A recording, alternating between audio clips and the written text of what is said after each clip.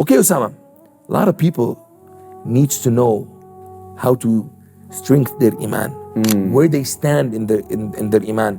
What's the effort they need to put Absolutely. in Iman? Absolutely. Because Allah says, وَالَّذِينَ جَاهَدُوا فِينَا أي فِي أَوَامِرِنَا. Those who struggle in us, meaning in our commands, we will guide them our ways. Why the command? Because when Allah's command comes, sometimes it doesn't align with your desires. So there's a struggle to go from hawa to huda, to do whatever I want, to do whatever Allah wants. To do that, your Iman has to be lit.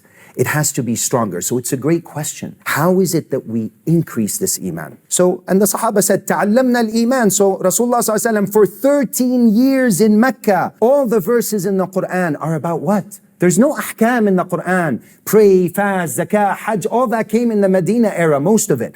But it was all focused on the greatness of Allah, on the unseen help of Allah, on the stories of the prophets to do what to the Sahaba? To increase that Iman. This was the key. So now how do we do it? Look, what does the adhan start with? Allahu Akbar. Beautiful. 4 times. Yes. Allahu Akbar, Allahu Akbar. And then it's repeated. Allahu Akbar, Allahu Akbar. 4 times we're saying Allah is greater. Allah is greater. And now, Ashhadu an la ilaha illallah. Now we're saying the kalima of Iman. It's as if Allah, what is He telling you? He says, until I become great in your heart, the kalima won't take its proper effect in your heart. So now, okay, so بدك تكبر, you want to glorify Allah, you want to talk about the greatness of Allah and the insignificance of makhluk with your tongue. Ya ayyuhal muddathir, qum fa'anzir. How, ya Allah? What should I tell the people? وَرَبَّكَ فَكَبِّرْ. Glorify your Lord. That's the whole point. Okay. So now, you go out with people, you talk about the greatness of Allah, what happens? Now Allah becomes great in your heart, Iman becomes solid.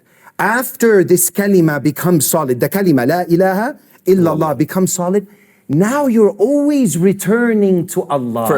First, what we call inaba. You're always like, innahu awwab, always going back to Allah subhanahu wa ta'ala and everything. Why?